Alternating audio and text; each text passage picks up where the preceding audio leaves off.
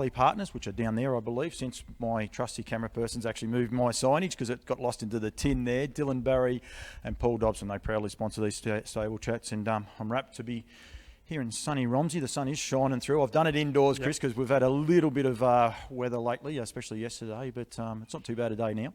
Yeah, it's come good. It was pretty wet. I think we had over 3 inches of rain here yesterday, but it's starting to dry up now. We're halfway between Kilmore and Melt, and Kilmore lost their track yesterday with the torrential weather, but your track seems terrific. Yeah, we worked them all yesterday. It had a few wash marks. I was a little bit worried. I thought, mightn't be handling the rain, but when I tipped the rain gauge out and there was well over 3 inches, I thought, well, we're probably not going to get that too often, so it was all good. You can hit the track one, CJ, if you like. She's trying to, but that's okay. She's pulling a funny face. Have you got it? Yep, she's got it now, so it's all good. Track looks a lovely track. One thing I love about it is the setting. There's one of the pictures there with the trees off into the distance. It just looks a magic setting. Yeah, it's a fantastic environment for the horses. The track's got a fair hill in it. It's just taken a little bit of working out since we've sort of moved everything here about the start of December. But, it's just, you couldn't get a better place to work the horses. They're just happy being out there, and hopefully the results are starting to show a bit. How big is the track? It's about 930 metres around, but they don't run very fast times. The hill sort of slows them down a fair bit, but they trot and pace around it pretty good, which is the main thing. Does that suit the trotters? It seems to. The bends are fantastic, so it's just cambered nicely. We can work them as hard as we want to, but it sort of finds them out when they first start working on it, the hill. But they all seem to be racing all right off it, so we're pretty happy with it. Probably a little bit remiss of me because we're actually at the McLean family, and Alistair was just walking around there behind it, so he's got himself on there. CJ might hit the signs. There's a few signs around here about from the McLean family, but your partner's with Elizabeth, but Alistair, Sue are all here, and even CJ, who's driving the computer for us. She used to work for him a while ago, or always worked for him, and she's come back here to work for you. It's a great little place to be set up with, and a great family to be associated with. Yeah, no doubt. Alistair and Susan and Elizabeth and everyone's done a lot of work setting this property up, so to be able to walk into something like this, the horses just settled in the first day virtually, and it's a great environment for everyone, my staff, everyone who's working here. It's just it's a fantastic place. The work they've done setting up this property is just first class. You can hit the paddocks one, CJ, I think is what I put it down as, but your stabling environment, you like them, it appears in groups. Out in paddock environment, there's not a lot of stabling, although there is a cleared section out the back that I did notice, but you like them in a paired environment, a little bit of Chris Lang style?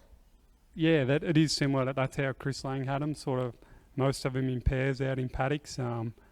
We put a bit of effort into getting the right pairs, and they seem to be happy. I love having them out in paddocks, but we are building 10 stables out the back, which it's all cleared, ready to go. Hopefully they'll start in the next month or so, but we'll sort of use that in the cold, wet weather. But most of the time they'll be out in the paddocks all the time. Is that going to be one of the challenges for you, coming from the Bendigo environment? I was working short horses in T-shirt today before I left, and you come here and it's is that potentially going to be one of the issues coming through in the colder months? I don't think it's an issue for the horses. It's more for the the trainer. But I'll just have to go and buy some good wet weather gear, because I think I've worn everything out from Bendigo already. But as soon as I get a chance, if all the staff are warm and dry, hopefully we're all right to keep going. Conversely, it's one thing that I've noticed. There's a lot more winners get trained through this area, and maybe population related too, but Bendigo is a pretty harsh climate, as in you get extreme heats and very, very cold days as well. Here it probably doesn't get to the heat, but it probably doesn't get as bitterly cold either. No, that's probably right. It's the horses don't mind. They'll adapt to live anywhere. I just spent a couple of weeks in France where it's -3, and they're out working the best trotters in the world in the rain and mud, and that's where they race their biggest race in the middle of winter there. So horses will put up with anything if you give them good food and water and look after them, good paddocks and that sort of thing. So it's more just for the people comfort. One of the things I love about you, you're not scared to travel. You've been for a couple of trips just recently. The latest one was to Paris, but sparkling success a few years ago. You went to America, and then I think yourself and Elizabeth took off as well for another little holiday at one stage. Always trying to learn, always trying to evolve.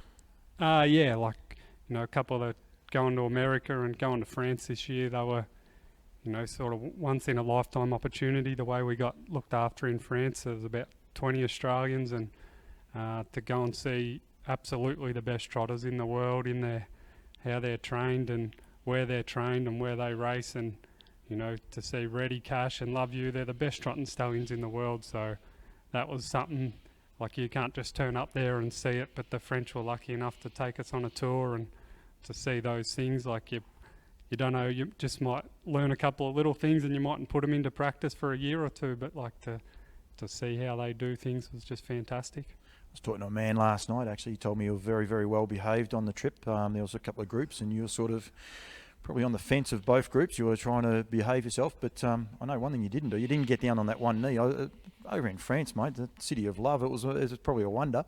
No, we were pretty busy. We had a fair bit to do. So. Lizzie will be watching this. You know that, don't you? It'll be fine. That'll be the last time I go there. I would imagine those sort of trips. So, like, there's a lot of juniors and young people that are achieving a bit at the minute, and they probably don't want to leave in case they lose a drive or anything else like that. But that's more what I'm getting at. You're prepared to get in your car or get on a plane and go over and see. Do you encourage other drivers to probably think that way? Yeah, and like, I've spoken to a few of the junior drivers, and like, I know, you know, there's great opportunities if they went and spent a month away in the US. I said, you know, you'll lose a few drives and that sort of thing, but you'll soon pick them back up, and like, the things you'll learn there is really set you up. So, like, I'd always encourage any of the young junior drivers to take those chances when you get them. You're set up here in the shed, and I like it. Definitely you can hit the shed one, CJ, before I lose my voice just then. She's doing something, I don't know, she's miming to us. It's very different. It's got stripping stalls, it's got long wash bays and all the rest. Is that designed from something from overseas, or just something that you've always liked, or it was half here and you've doctored with it? No, like, this is all Alistair and Elizabeth and how they've set it up, but, you know, I've travelled a little bit and I've seen different people how they do things, but this is as good a barn as I've ever been in, without a doubt. Like, it's just easy to work in, the horses are happy, and it's just plenty of space, and I've just done an absolutely fantastic job setting it up in here. They have, and you've also got a swimming hole and a treadmill and that out the back, and she's onto that one as well. I think we've got it all sorted now. You've got a lot of everything. Is there a few wish things? Like, I mean, I love your swimming hole. It's a bit unique, the swimming hole, the way you actually do swim them.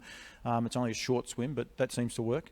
Yeah, like, we sort of, it's just a little bit extra we do with them, mainly on their jog days, and for something different. But, you know, we use that treadmill and the swim, which I haven't really used a treadmill before I've been here, but it's just something different. You can keep them off the track for a day, and keep horses like, you know, Magical and Anywhere Hugo and those sort of things. Just get them a little bit fitter without sort of stressing them too much on the track. Is it better for their head as well? Oh, I think it is. Yeah, no doubt. Just being able to mix things up and just keeps them happy. Yeah, and change of an environment, especially horses like Hugo and Magical that have been around for a little while. Your team, mate, you've got a great team of horses, and they keep getting better. They keep coming from sort of nowhere. I think last Saturday night, Norquay. I was actually, when I was driving here, I remember Michelle won on a while you and Elizabeth were away at one stage, and I think the whole stable were just happy to get one win, and you look back on that, and that wasn't that long ago. You look back on that now, and it was amazing scenes. You were on the track, but the connections, they thought they'd won. I was reasonably confident they'd got beat. It's a unique thing where I stand, and I was reasonably... But just the thrill all those owners have had with a filly like that, it just must be brilliant. And they just keep coming through those sort of trotters with you? Yeah, like, we're working a fair few, so we've got to get results. But, like, you know, to take a horse like Norquay from virtually a maiden in... It's probably only 4 or 5 months, and... she beat Dance Craze, the best mare in Australia, 2 weeks ago. So, like, that's a great thrill. That's what you're about. That's why we're trying to win those races and be racing in those races. So, hopefully we can keep doing it with a few more. You put that on top of Kai Valley Finn, Anywhere Hugo, Magical. you know, you've got a great list of trotters. You have a horse come here and has a sleepover called Tough Monarch. You know, like you've really come a long way since, you know, early Bendigo days, and then even when you went off to Chris Lang. Is it exceeded your expectations? Oh yeah, like it's a tough game in Victoria. There's some really good trainers. You know, you go out with your trotters and you're racing Andy Gath's horses and Brent Lilly's and Chris Lang's and Anton Galino's, and like it's nice to have one to be able to compete with them. So to have a few to be knocking them off occasionally, it's pretty good. Like I'm rapt to be out there having magical racing the good races this year. And you know, Anywhere Hugo was my first Group 1 winner not that long ago, and to have, you know, 4 or 5 trotters sort of similar class like him, it's yeah, fantastic. Don't forget your little mate. He's a Country Cup champ at the minute, Guy Valley Finn. He's a terrific stable stalwart, isn't he? He just rocks up every time, gives you your best. Even at Board, he got run off his legs early, but he kept trying. I mean, it was just a unique race the way it panned out, wasn't it? Oh, he's been fantastic. Jim Connolly gave him to me as a 3-year-old. I remember him dropping him off, and you know, I was just hoping I might have been able to win one race with him for Jim, and he ran in all the big races as a 3-year-old, and then come back as a 4-year-old, now a 5-year-old, and I don't give him a very easy time. He's off to the races every Sunday. He's off to Wangaratta again this Sunday, but you know, to have a horse, you know, I think he's won over 170,000 or something, like, for not a champion, just a really good, honest horses. They're the ones you want. It's interesting the way it works, that Trotters Championship. It's a nice little pot of gold, and I know Mick Barbie chased it the first year, Sean McNulty chased it last year, and you're chasing it. You probably don't set out to chase it, but then all of a sudden when you find yourself travelling to a lot of cups that you maybe wouldn't have had on the radar. Yeah, I know, like Kai Valley Finn and Jericho's Trumpet, probably they just run into each other each Sunday at the moment. They're first and second on the list, so at this stage they've got a date with each other for another 4 or 5 runs, I think. I think poor old Jericho's Trumpet, I think Sean McNulty's horse Fratellino last year was second to him, so he won't be liking you blokes coming along. Yep.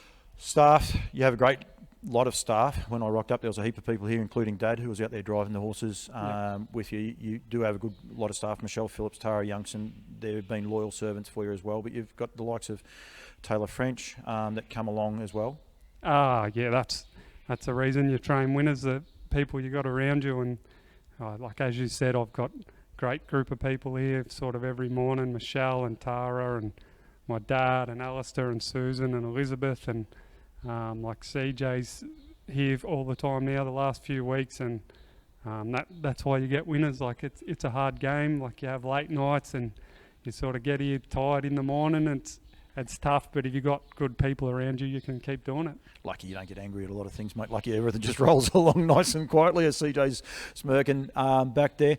Future-wise, Chris Svanosio, what are the aims? Do you want to be the leading trainer? Do you just want to keep going the way you're going? Like, I mean, you're getting a lot of numbers behind you, and you're getting I'm sure there's a lot of people out there that are aware of you. Hopefully this will get a few more people aware of who you are, but is there a goal of where Chris Svanosio wants to get? No, like I just like training winners, so like, yeah, just Elizabeth and I are trying to get better horses. Like Alistair and my dad and Elizabeth bought a couple of Captain Treacherous colts at the sale, so you probably don't want to get 1 million horses. Like, I've got to be a bit sort of pretty hard with the ones I've got, but like I also want to do the right thing and give them all the best chance for the owners and that sort of thing. But yeah, we've been training about 30 here the last few weeks, so we can do that quite comfortably with the great staff I've got. So yeah, hopefully we can just keep getting winners and keep getting good winners.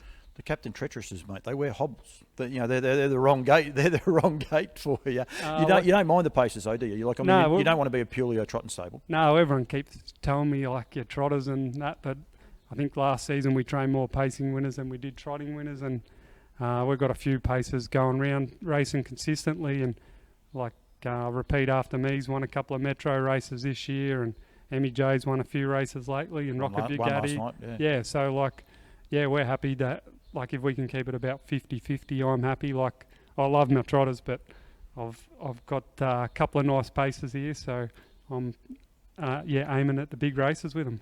Anyone that watched the video, the horse in front was actually bonus play as well, who's a new stable Yeah. acquisition as well. Yeah, like I've been involved with him with Bruce Morgan. Bruce and Val have looked after him all the time, and he's down here for a while now to give it. He's been a lovely horse, but like, you know, we're hoping he can be a consistent Melton Metro horse. He's a beautiful horse and he's settled in good, so yeah, we're hoping next month or so he'll kick off.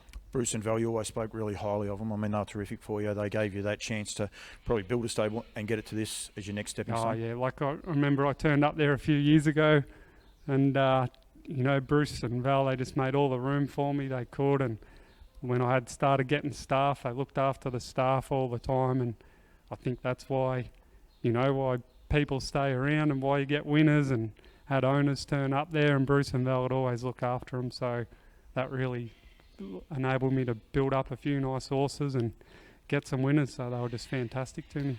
Hopefully you get many more. One quick little thing, the auctions, you've got a great rapport with them. I mentioned on Tough Monarch, but there's another horse which his name escapes me, but it's a name I can't get out that easy anyway, but you've got a nice rapport with them as well, sending horses backwards and forwards to Sydney and also getting drives on Tough Monarch from time to time. Yeah, like I've known Ricky and Jared and Alex for a while. I've spent a bit of time in Sydney and when they've been down here, so like we're good mates, and you know, when Ricky sent Tough Monarch down a couple of times, we're always happy to have him here. He's won a couple of races, nice races when he's been down here, and he's a welcome visitor anytime they want to send some down. He looks a beautiful old gelding too.